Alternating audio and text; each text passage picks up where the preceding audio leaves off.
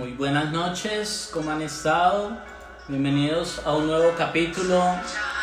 En esta ocasión estaremos hablando de la relación que existe entre la tradición y la Sagrada Escritura. Saludamos a todos los amigos que a esta hora de la noche se están sintonizando a través de este programa online que tiene como nombre Pregúntale de tu fe al Padre Cristian. Y hoy estaremos muy conectados porque vamos a tratar un tema que a todo católico nos interesa.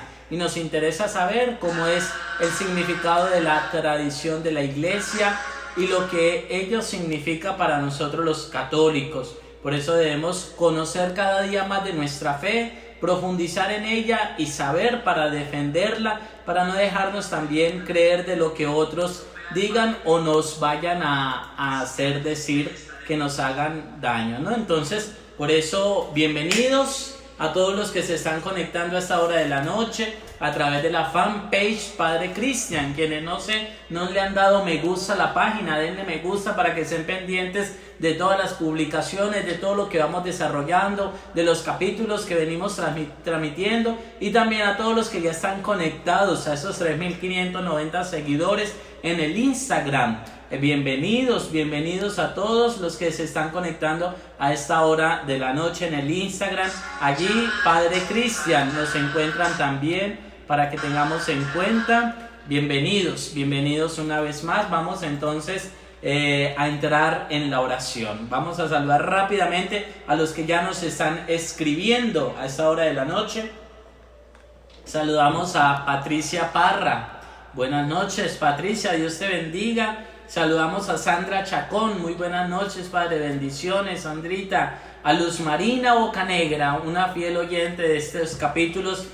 Padre, buenas noches, Dios te proteja y te bendiga a ti también, Luz Marina, a toda su familia, bendiciones. A Noralba Guzmán, saludos. A Joana Rojas Muñoz, bendiciones, Joana. A Carmen Tobar Lamilla, bendiciones, gracias por estar sintonizados a esta hora de la noche. A Marilú Villarreal, buenas noches, Padre Cristian, desde Altos de Berlín. Marilú, ¿dónde queda Altos de Berlín? Hoy me estuvieron hablando de este lugar, pero bueno, no tengo claridad. A Leonilde Alarcón, buenas noches, bendiciones, y a todos los que ya se están sintonizando a esta hora de la noche para que participemos y descubramos un nuevo tema en nuestra vida de fe, la tradición de la Iglesia y la Sagrada Escritura, que hoy vamos a aprender de ello, vamos a conocer y vamos a profundizar en nuestra fe. Vamos entonces a disponernos, vamos a entrar en oración. Yo los invito que allí desde donde se encuentren, me imagino que en sus casitas, ya hemos empezado también este toque de queda, así que estamos desde la casita y estamos aquí atentos a aprender y a conocer más de la palabra de Dios. Por eso, bienvenidos a todos los que se están uniendo a esta hora de la noche. Compartan este capítulo para que más hermanos católicos se den cuenta de la riqueza que tenemos en nuestra fe cristiana. Así que los invito a que vayan compartiendo también este programa para que en directo algunos, si tienen preguntas, vayan sabiendo, vayan conociendo, vayan preguntando, y así vamos enriqueciéndonos en nuestra vida de fe. Por eso, en esta hora de la noche, los invito a que dispongamos el corazón, a que dispongamos nuestra vida para que entremos en sintonía con el Señor y dejemos que sea Dios el que nos llene de su presencia, el que nos inunde de su amor, de su bendición.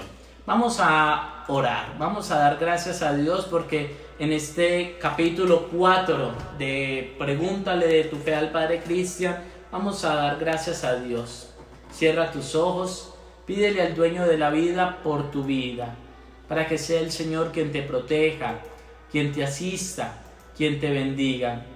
Oh Espíritu Santo, amor del Padre y del Hijo, inspírame siempre lo que debo decir, cómo debo decirlo, lo que debo callar, lo que debo hacer, cómo debo hacerlo, para la gloria de Dios, bien de las almas y mi propia santificación.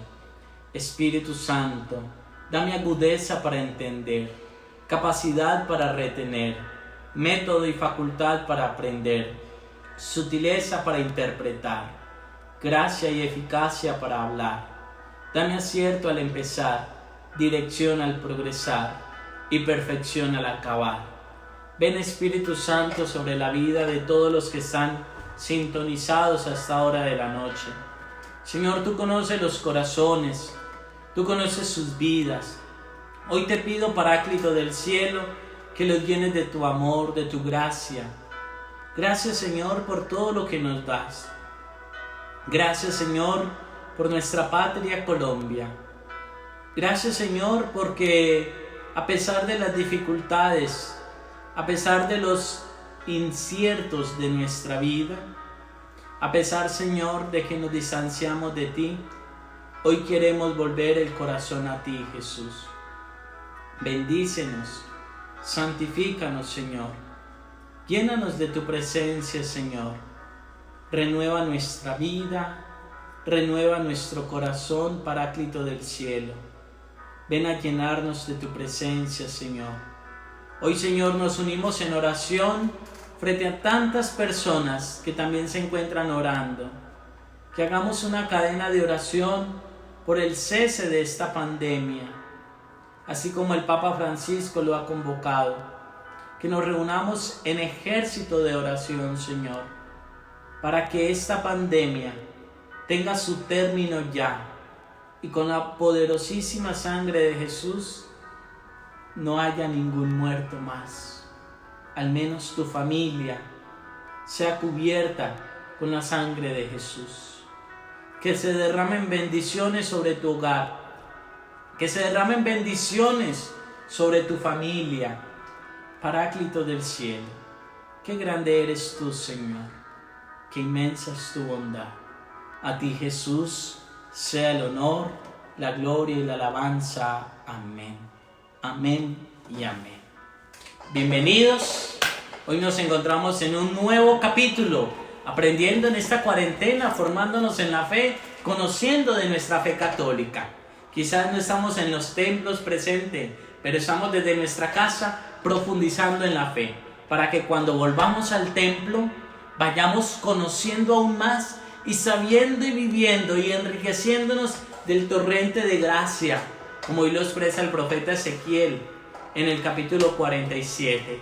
Esa agua que brota del templo es esa agua de vida, esa agua que nos llena de nueva vida, es el agua del Señor, que al tocar lo seco, al tocar lo estéril, al tocar lo salado, deja la vida, deja la huella de Dios. Y Dios quiere bañarte con el agua de vida. Déjate bañar del fuego y del agua de Dios.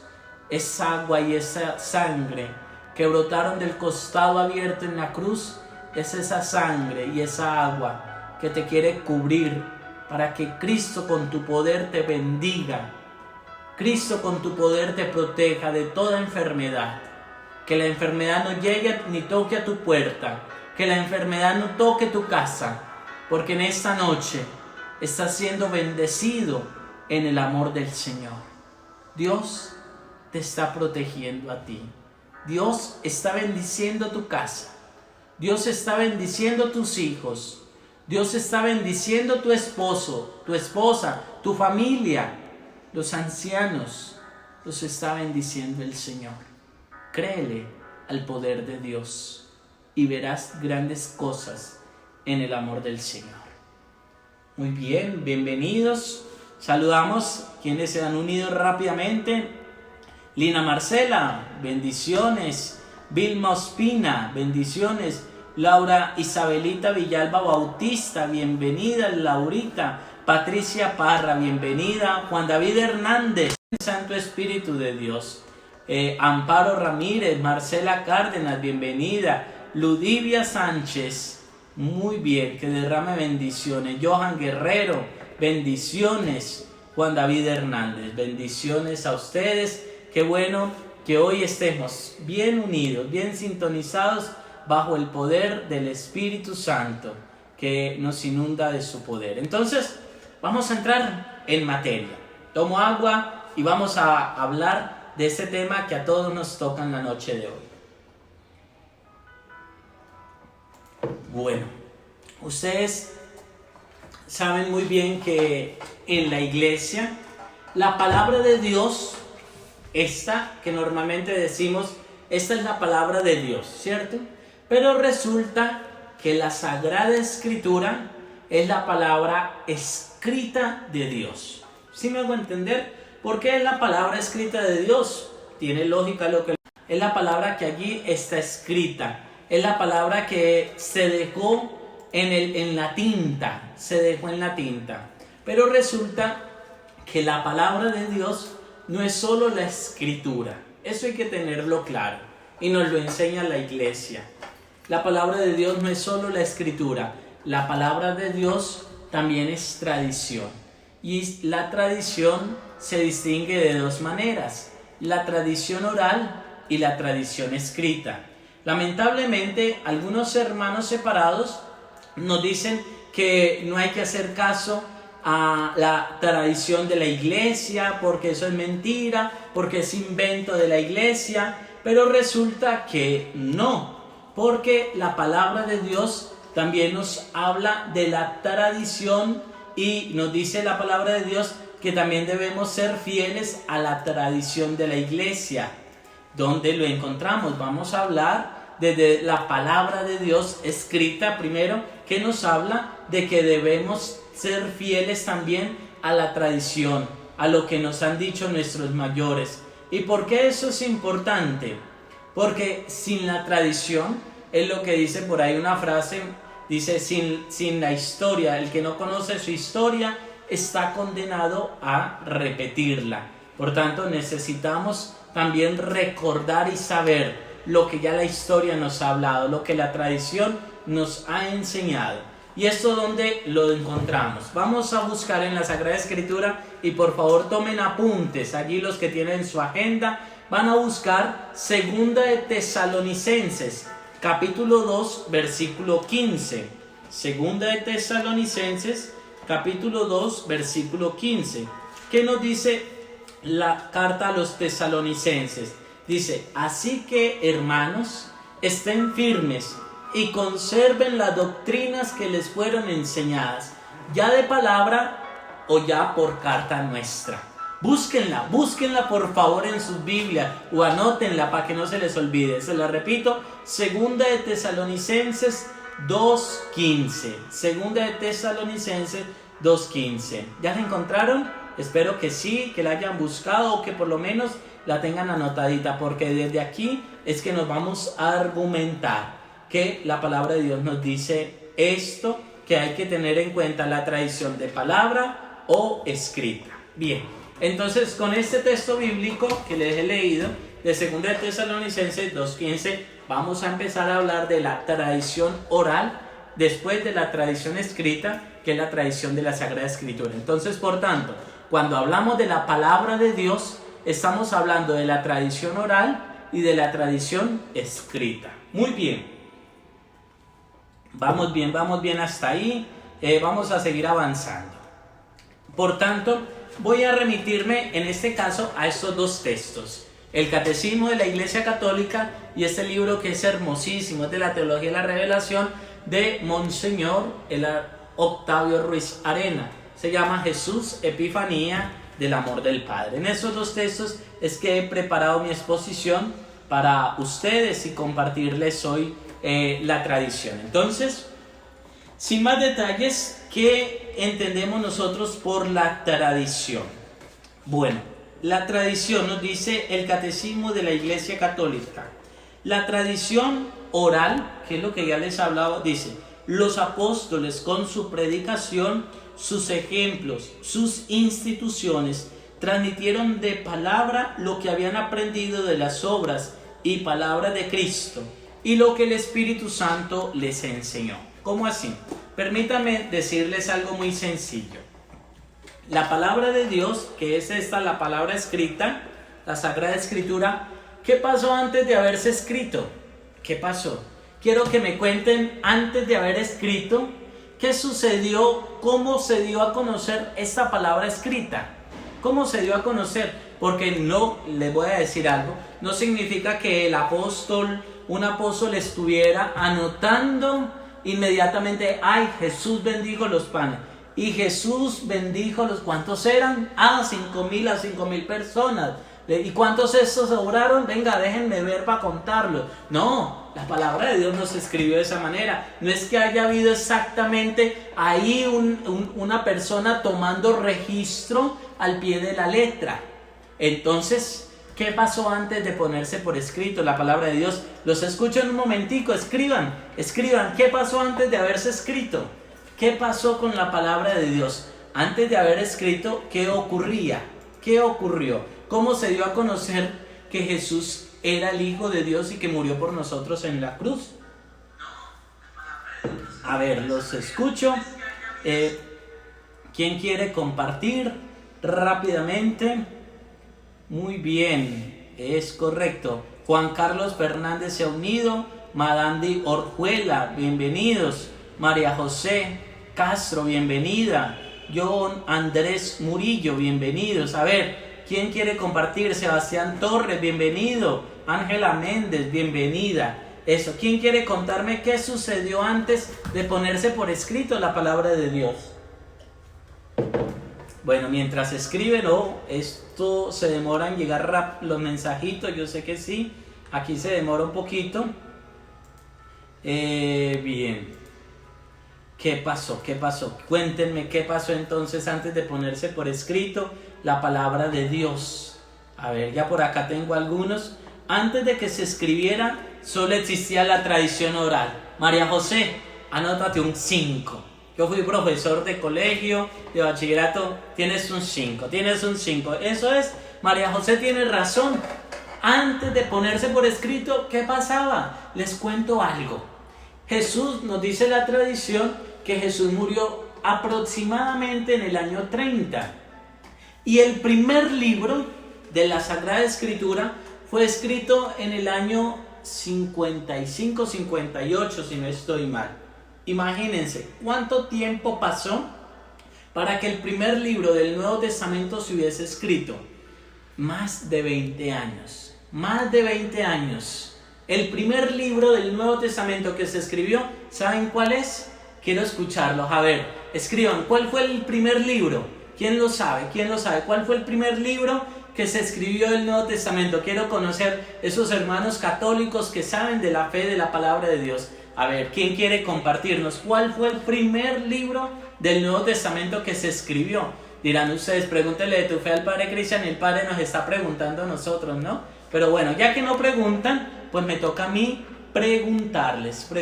Así que quiero escucharlos. ¿Cuál fue el primer libro? Ojo, no me hagan chiva buscando en Google rápidamente, no. El que sepa. Y si no, escriba Padre, no sé, escriban algo, al menos para tener en cuenta de que si saben o no saben. El objetivo es que vamos a aprender aquí en esta noche acerca de la tradición y de la palabra de Dios y de la Sagrada Escritura. Muy bien, nos dice María Inés Murillo, se ha unido, bienvenida. Johan Guerrero, antes se iba evangelizando por medio del testimonio y la oralidad. Perfecto, Johan, tienes otros 5 en esto. Buenas noches, qué pena hasta ahora. Bueno, bienvenida Nancy, que se ha unido. Estamos relativamente empezando, vamos avanzando en este capítulo. A ver, ¿quién quiere compartir? Angie Espinosa, bueno, bendiciones para ti, Angie. Pero ¿quién nos comparte? ¿Cuál fue el primer libro del Nuevo Testamento en escribirse? ¿Cuál fue ese primer texto de la Sagrada Escritura del Nuevo Testamento? Bueno, como que nadie responde hasta el momento, les da miedo. Listo, voy a actualizar aquí a ver si hay alguien que ya lo dijo, y si no lo dijo, les voy a decir. Atentos. Perdónenme los que están en Instagram, que hoy no puedo ver los comentarios. Dice María José, bueno, por acá, Consuelo Vargas, dice el libro del Génesis. Bueno, Patricia Parra, Génesis. María José, los evangelios fueron los últimos que se escribieron. ¿Sabes que sí? Aunque el primer libro, el primer evangelio que se escribió, les voy a adelantar la chiva, fue el evangelio de San Marcos. Ángela Álvarez dice, Padre, no se puede entender, se cae la señal. Cuéntenme, ¿cómo va la señal en sus casas? ¿Será la señal mía o la señal de ustedes para yo saber o mandar a poner un internet mejor. Pues los medios de comunicación nos dijeron que nos iban a subir las megas para seguir compartiendo. A ver, cuéntenme si está bien la señal. Sebastián Torres, Santiago, Ángela Méndez, los evangelios. Bueno, resulta, hasta el momento nadie acertó. Les comparto. La primera carta a los tesalonicenses fue el primer escrito del Nuevo Testamento, cerca del año 50-55. Imagínense, estamos hablando de cuántos años después de la muerte del Señor, más de 20 años. Por tanto, el que escribió la palabra de Dios, como les digo, no estaba ahí al pie de la letra. Ay, Jesús le dieron 5,000 latigazos. Jesús después le pusieron la corona de espinas. ¿Qué más le hicieron a Jesús? Venga, dejen ver. No había ninguno escribiendo ahí. Primero fue la tradición oral. Fueron 20 años de oralidad, es decir, los apóstoles empezaron a contar a todo el mundo cómo fue la muerte, cómo fue el hecho de la resurrección, cómo Jesús había multiplicado los panes. Es más, me atrevo a decir, y lo dice Martín Valverde, que la mejor predicación de Pedro que él podía haber oído fue la predicación de la negación, porque fue la predicación del amor, ¿cierto? Por tanto, esa tradición oral de más años, de muchos años, después se vino a poner por escrito. Después, por tanto, es importante la tradición oral. Queridos hermanos separados que no pertenecen a la Iglesia Católica, permítanme decirles algo, pero aunque Martín Lutero en el siglo XVI haya dicho que solo escritura, es un grave error, porque antes de la sola escritura fue la tradición oral. Antes de ponerse esto por escrito estaba la tradición oral. Por tanto, es importantísimo la tradición oral.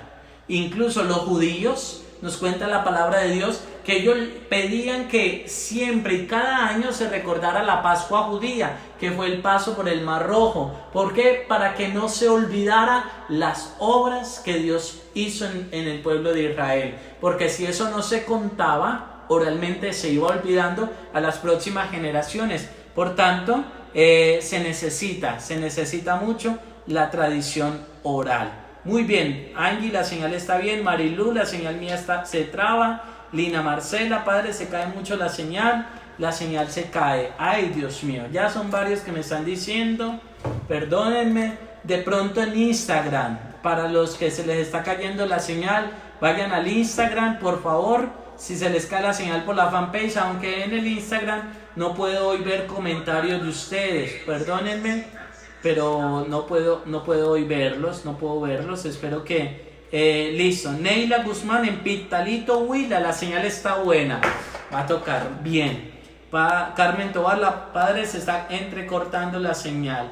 Perdónenme, voy a hacer todo mi esfuerzo y voy a hacerlo rápidamente para que no se nos vaya tan rápido esta señal, que hoy sí se nos está cayendo mucho. Bueno, vamos a seguir avanzando. Entonces ya les hablé de la tradición oral, y esa tradición por escrita se dio luego de que se transmitió a las comunidades cristianas. Bien hasta ahí. Bueno, sigamos avanzando entonces. Por tanto, dentro de la tradición hay que conocer la tradición con T mayúscula y la tradición con T minúscula. ¿Cómo es eso, por Dios? Pues sí, resulta que en la tradición existe la tradición divina o la tradición apostólica, y existe también la tradición eclesiástica o otros tipos de tradición dentro de la iglesia, que todo conlleva a la tradición eclesiástica. ¿Qué es esto? ¿O qué les estoy queriendo decir? En estos dos tipos de tradición existe la tradición apostólica, que es la tradición que se gestó a través de ¿quién? Pues de los apóstoles. Los apóstoles nos transmitieron la revelación divina, esa revelación pública que dice que no puede haber ninguna otra revelación, puesto que Cristo Jesús ya se manifestó, se reveló a la iglesia. Y eso es lo que se conoce como la tradición apostólica. Y existe la tradición eclesiástica. Y aquí me voy a centrar un poquito. En la tradición eclesiástica nos remitimos al magisterio de la iglesia. Es decir, la tradición eclesiástica es toda la enseñanza de la iglesia que, inspirada en la tradición apostólica y en la Sagrada Escritura, gestan el magisterio, enseñan. Por tanto, la iglesia, que es madre y maestra, utiliza su magisterio. ¿Y cuál es ese magisterio? La tradición apostólica y la Sagrada Escritura. Desde ahí basan su enseñanza. Y dentro de este magisterio existen dos tipos de magisterio. Síganme el hilo, porque a Marilu nos dice: el Instagram está mejor la señal, padre. Muy bien, entonces si se está cayendo en la fanpage, por favor vayan al Instagram, que también se está transmitiendo en vivo, para que estén atentos, aunque en el Instagram no puedo ver los comentarios. Muy bien, entonces les hablaba magisterio ordinario y magisterio extraordinario, que se da dentro de la tradición eclesiástica. El magisterio ordinario es el que se ejerce a través de una predicación, a través de una charla espiritual, a través de un consejo espiritual guiado en la recta doctrina. Es ese magisterio ordinario que se gesta todos los días, es la enseñanza ordinaria de la iglesia.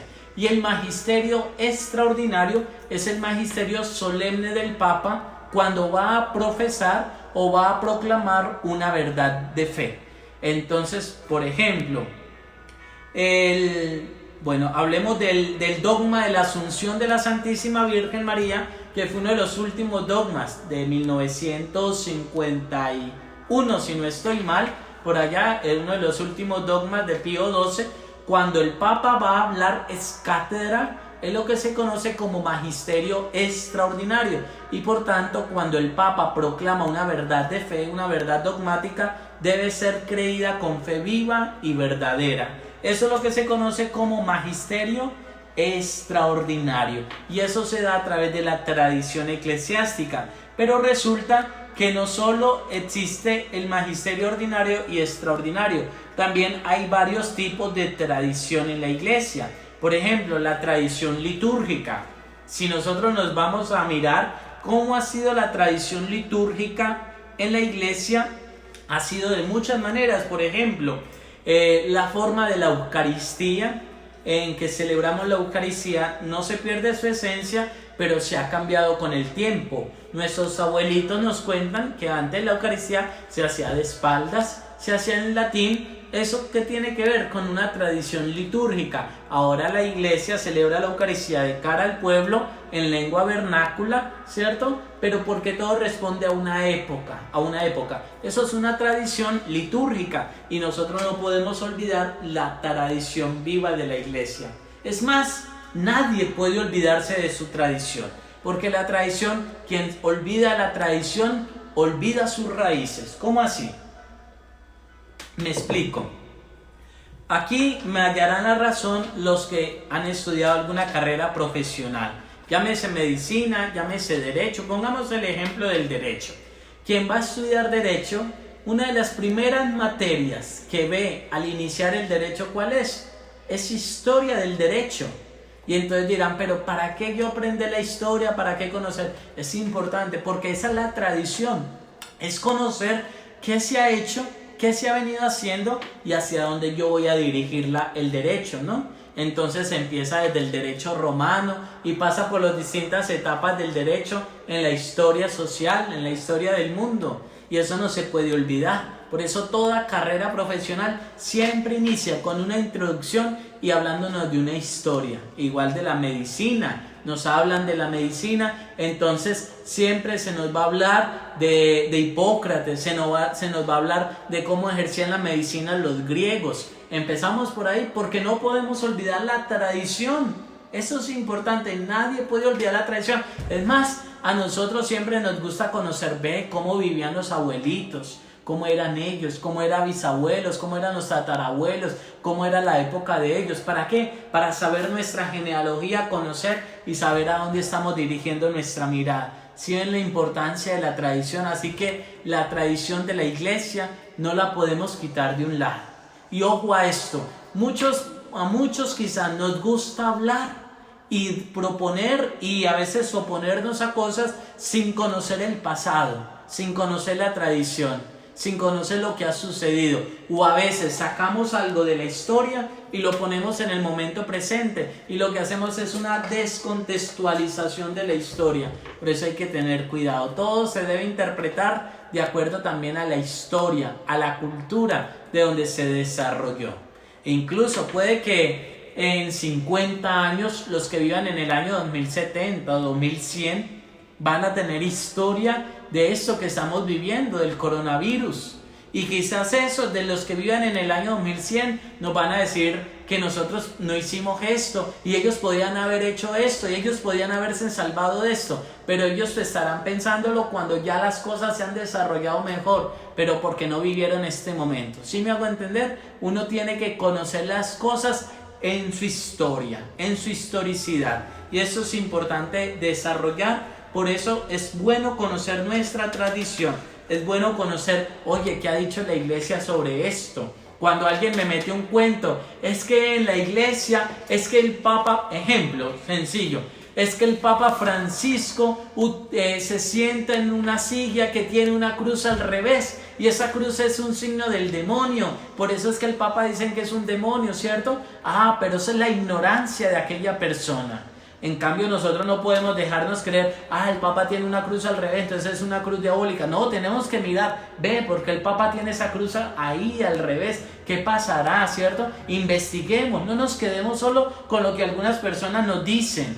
Eso es importante. Entonces, bueno, si yo investigo, entonces descubro, ves que el Papa con esa cruz al revés está dando a entender que el apóstol Pedro murió crucificado al revés porque no quiso morir como su Señor y prefirió que lo voltearan porque no era digno de morir como Jesucristo. Y esa cruz que tiene el Papa en su silla es el momento del martirio que recuerda que Pedro murió mártir por amor a la fe y que el Papa también está llamado a seguir el ejemplo de Pedro buscando a Cristo el Salvador, como también el apóstol Pedro lo buscó a través de su vida y de su martirio, ¿no?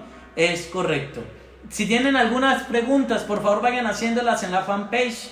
Por acá me dice Marcela Villalobos, ese tipo de tradición de los cambios de la iglesia es tradición con T minúscula. Perfecto, lo que les hablaba ahorita al comienzo, ¿no? Hay que distinguir la tradición con T mayúscula y las tradiciones con T minúscula. Entonces la tradición con T mayúscula es la tradición divinamente revelada, la tradición apostólica dada en la iglesia, y las tradiciones con T minúscula son las que les vengo hablando, la tradición litúrgica, tradiciones de piedad. Antiguamente las mujeres, aunque hoy también se utiliza, ¿no?, que utilizaban un rebozo para entrar al templo y no podían, ¿cierto? Todo responde a una época y eso son tradiciones y no podemos negarlas, ni podemos dejarlas, ni podemos decir, oiga, esa gente como era antigua. No, todo responde a una época. Aunque hoy se está suscitando, también estamos en la época, ¿no? Entonces, bien, claro, hasta ahí vamos bien en lo que es la tradición eclesiástica y la tradición divino-apostólica. Listo. Las claves para conocer la tradición. Claves para conocer la tradición. Algunas claves. Primero, ya les hablé del magisterio. El magisterio se da de dos maneras: el magisterio ordinario y el magisterio extraordinario. La antigüedad, les hablaba también de la antigüedad, es un criterio muy claro que hay que conocer. No podemos olvidar la antigüedad, no podemos olvidar lo que hemos vivido o lo que nuestros hermanos en la fe han vivido. Otro punto para conocer y distinguir la tradición, el sensus fidei. ¿Cómo así? ¿Qué es el sensus fidei? Es el sentido de la fe del pueblo de Dios.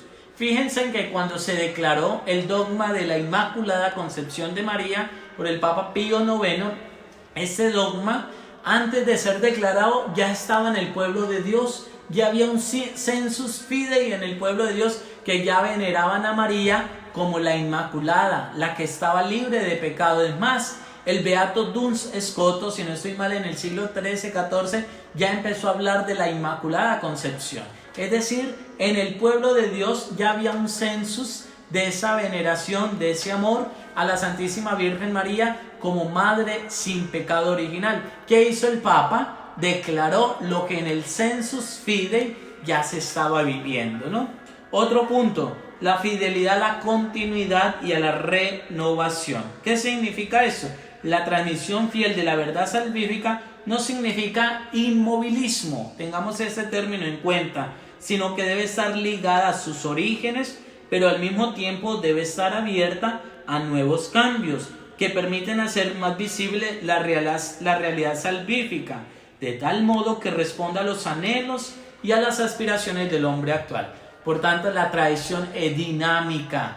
Tengamos esto en cuenta. Y perdónenme aquí los tradicionalistas, perdónenme aquí los que quieren estar sujetos a lo que ya se vivió, se ha vivido de hace muchos años. No, hay que estar abiertos también. Entonces, ¿cuántas veces hemos criticado al Papa Francisco que porque ha dicho esto, que porque se pronunció sobre esto? No, todo responde a una época. Y lo dice aquí nuestra teología, la teología de la revelación, la teología dogmática. La tradición tiene una continuidad y una renovación, siendo fiel a sus orígenes, pero abierta a los tiempos. Y eso es lo que ha hecho el Papa Francisco. No podemos anclarnos a lo que ya se vivió en el siglo XII, porque no es una realidad diferente. Tenemos que estar abiertos a las mociones del Espíritu Santo. Por eso se llama la tradición, o si no la tradición quedaría estática, no tuviera un dinamismo. Eso es lo bonito de nuestra fe.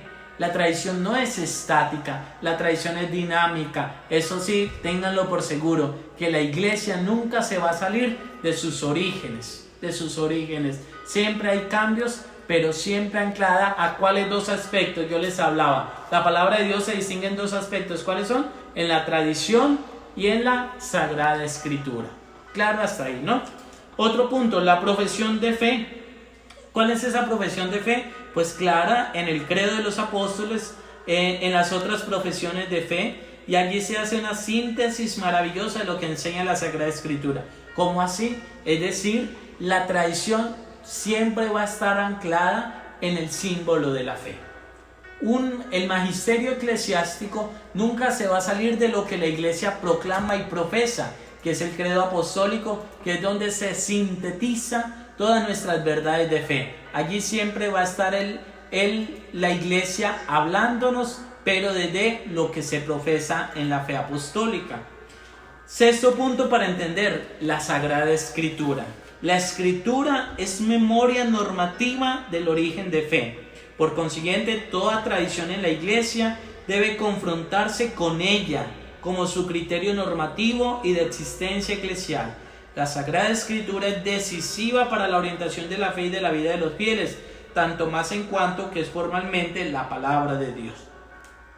Por tanto, ya les dije, la iglesia nunca se va a salir de los principios de la Sagrada Escritura y de la tradición apostólica. Eso es claro. Aunque lo dice la palabra de Dios y otras muchas cosas más pasaron, pero no se escribieron. Se escribieron estas para nuestro bien, pero necesitamos siempre hablar a nuestros tiempos desde la Sagrada Escritura. Esta es la norma de nuestra fe, pero esa norma de fe nos habla también a nuestro tiempo, y esa norma de fe nos la enseñan nuestros pastores, nos la enseña el Papa, nos la enseñan los obispos, nos la enseñan nuestros sacerdotes, aunque tengamos cuidado. Perdónenme en eso que les voy a decir, queridos amigos, pero se lo voy a decir con mucho dolor. Tristemente, hasta algunos hermanos sacerdotes se han salido de lo que enseña la iglesia. Y hay que estar atentos también a ellos. Es cierto, las homilías de nuestros sacerdotes, del obispo, es magisterio ordinario.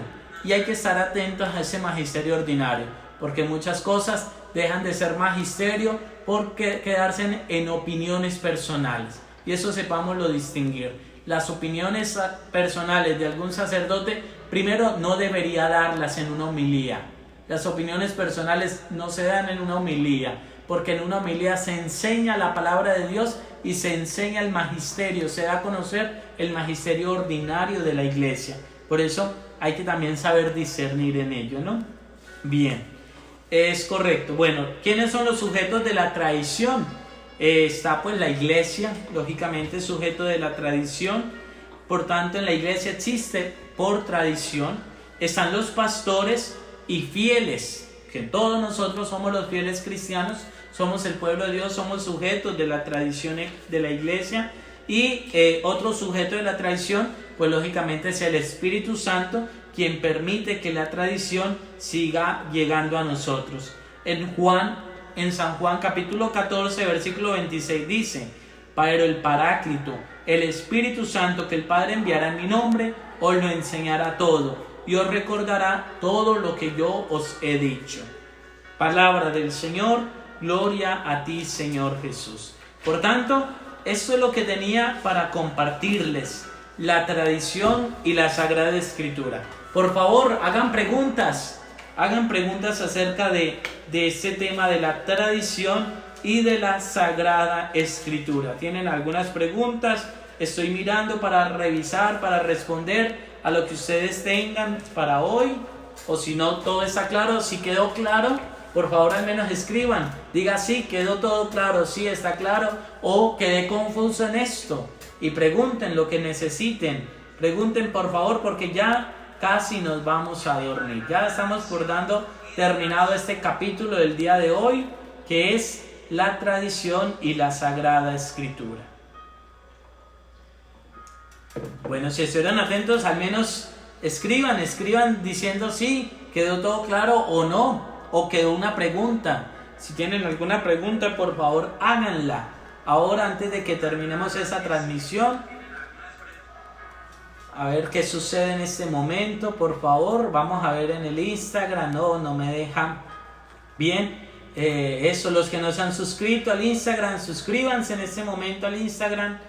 Padre Cristian, aquí nos encuentran. Muy bien. Bueno, bien, todo claro hasta el momento, por favor. Bien.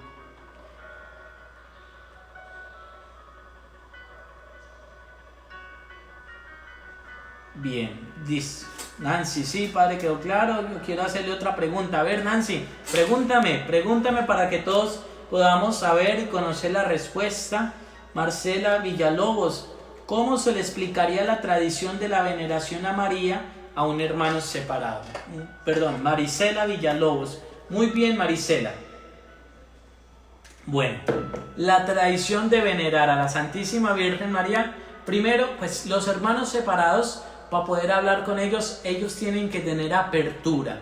Porque cuando uno va a hablar con un hermano separado, ellos siempre son cerrados. Y entonces, en vez de dejarlo hablar a uno, empiezan, es que la palabra de Dios dice esto, es que la palabra de Dios dice esto, y después dice, y se aprenden como 20 citas bíblicas y de ahí no salen, ¿no? Entonces, primero, si vamos a hablar de la veneración a la Santísima Virgen María, aunque es un tema un poco extenso, pero se lo voy a resumir en el Evangelio de San Lucas, en el capítulo 1, versículo, ya se lo digo por favor, bien, capítulo 1, listo, versículo 48, dice así, San Lucas capítulo 1, versículo 48, porque ha puesto los ojos en la pequeñez de su esclavo. Desde ahora todas las generaciones me llamarán bienaventurada. Eso es hermosísimo, eso merece un beso. La palabra de Dios. Desde ahora me llamarán bienaventurada. ¿Quiénes? Todas las generaciones. Por tanto, si vamos a hablar de la veneración a la Virgen María, la palabra de Dios lo dice. Lucas capítulo 1, versículo 48, en palabras de la Virgen María. Desde ahora todas las generaciones me llamarán bienaventurada. Otras traducciones dicen dichosa, me llamarán dichosa. ¿Por qué? No porque ella, solo porque ser una mujer, lo dice ella. Porque ha hecho en mi favor cosas grandes el poderoso. Porque Dios ha hecho cosas grandes en María. Por tanto, empecemos desde ahí, desde la palabra de Dios. Desde ahora todas las generaciones. Y nosotros somos una de esas generaciones. Y no dice algunas, habla de todas. Por tanto, desde la tradición de la iglesia, los apóstoles empezaron a amar profundamente a la Virgen María. Es más, nos cuenta la tradición apostólica que la Virgen María estuvo con el apóstol Santiago, que hasta estuvo en España, llegan a afirmarlo, ¿no?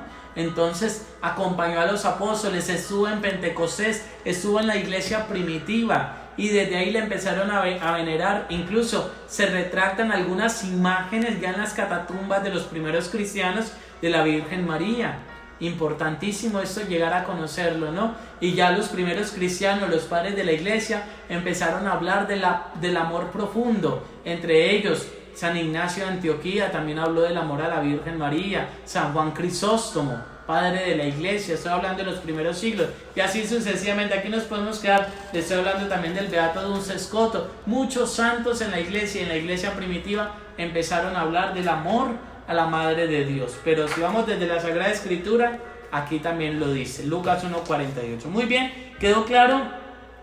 Marisela, tu pregunta, hay que partir de ello, ¿no? Johan Guerrero, todo se ha dicho. Bueno, no todo. Quedaron muchas cositas acerca de la tradición y la escritura, pero consideré esto esencial compartírselo con ustedes. Neila Suárez Guzmán, todo claro, Padre Cristian, Dios lo bendiga. Sigan escribiendo, quiero conocer a todos los que están conectados, si estuvieron atentos, si les quedó claro, si no les quedó claro, en fin, para poderlo saber, responder sus preguntas antes de irnos. María José Castro, ¿podría explicar esto, porfa? María José, no te entiendo. Bueno, María José, ¿podría explicar esto, porfa? ¿Qué quiere que te explique? María, por favor, antes de irnos, hazme tu pregunta. Luz Marina, Padre, es que he escuchado, se me bajó mucho, ahí ya hay muchos comentarios.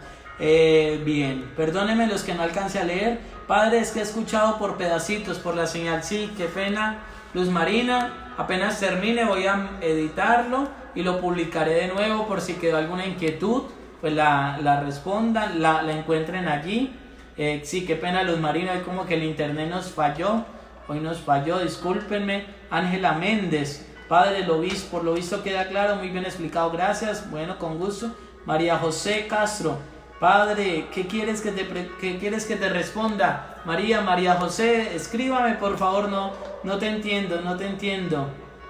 Marisela, sí, Padre, gracias. Johan, bueno, casi todo, sí. Dilia, Padre Cristian, qué buena explicación acerca de la Virgen María, bueno, gloria a Dios. Angie Espinosa, gracias Padre, quedó todo claro, gracias por sus enseñanzas, bendito sea el Señor. Marilú Villarreal, bueno, todo claro, muy bien, eso es lo que quería compartirles, la tradición y la Sagrada Escritura. Me queda últimamente la pregunta de María José, no sé a qué quieres preguntarme, no sé qué quieres preguntarme, María, no encuentro tu pregunta.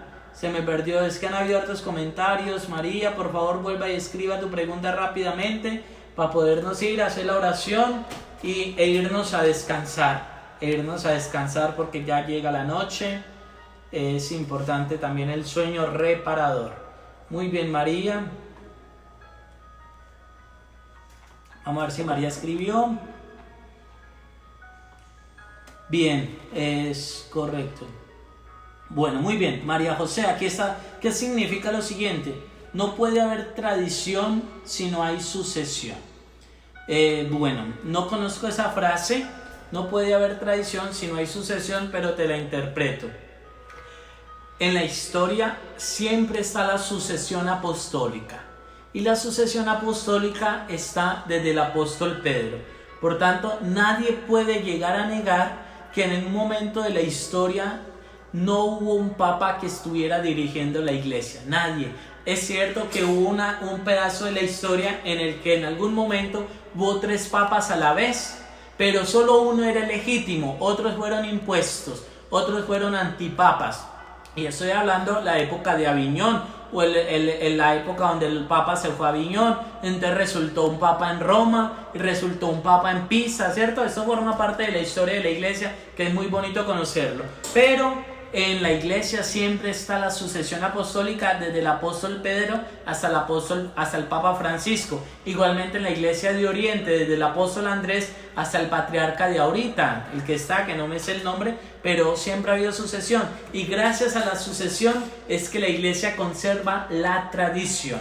Eso es importante. La sucesión apostólica a través de los apóstoles es lo que permite que se conserve íntegramente el depósito de la fe. ¿Y cuál es el depósito de la fe? La Sagrada Escritura y la tradición de la iglesia. Y un día podemos hablar del canon, cómo se formó la Sagrada Escritura a través de los cánones, ¿cierto?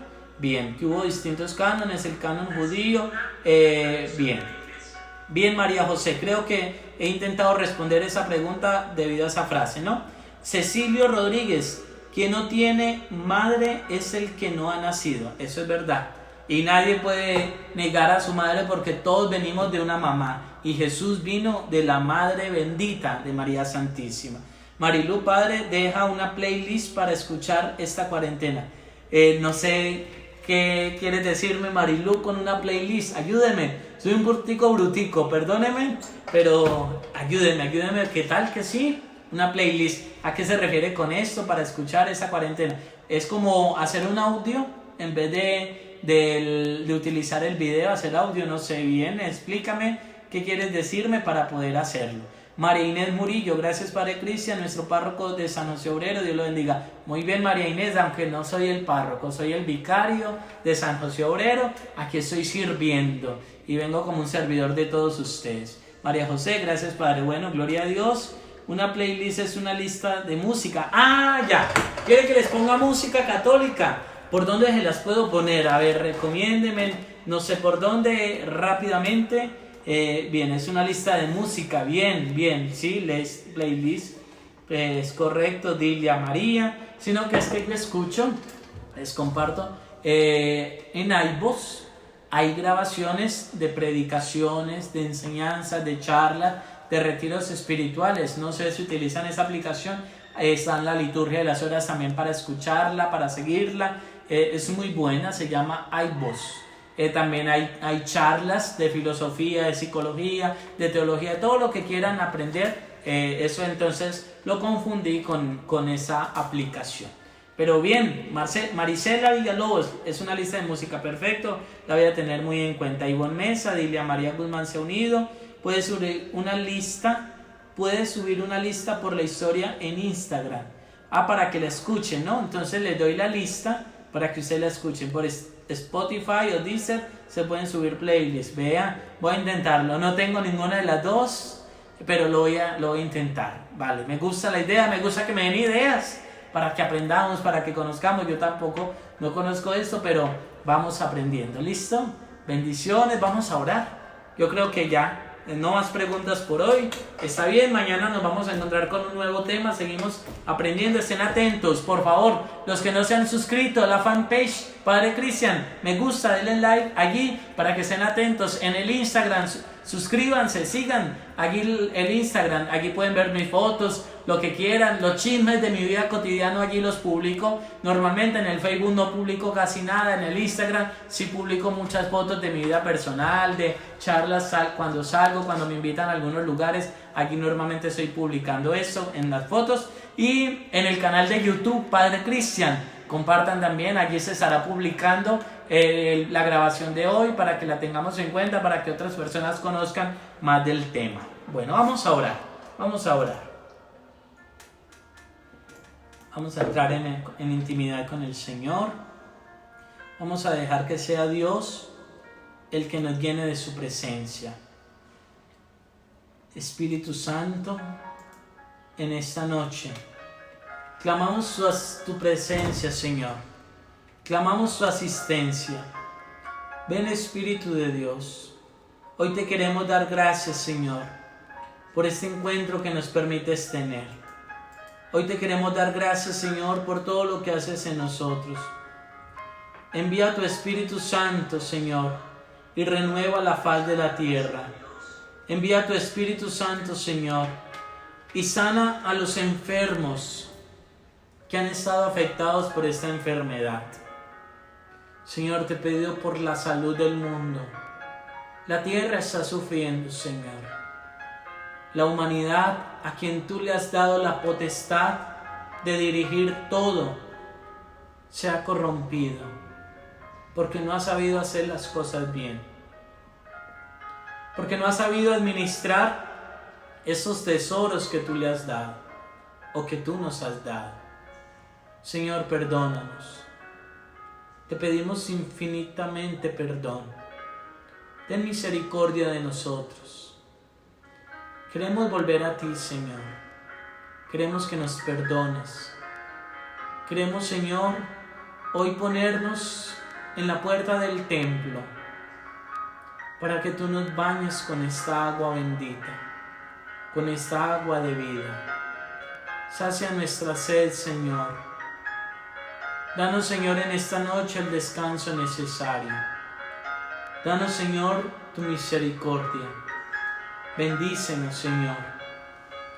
Hoy te pido, Señor, por aquellas personas que tienen insomnio, que no pueden dormir. Señor, dales tu gracia. Señor, derrama tu Espíritu Santo y concédele a todos los que me están viendo en esta noche el descanso necesario, que puedan reparar ese cansancio y llenarse de fuerzas. Te pido, Señor, por aquellas personas que sufren por esta situación de cuarentena. Señor, toca el corazón de aquellos para que puedan ayudarles a ejercer la caridad, amar a sus hermanos. Que la enfermedad no nos distancie de la caridad. Bendícenos, Señor. Séllanos con tu sangre preciosa. Y saludemos a la Virgencita, a la Madre de Dios.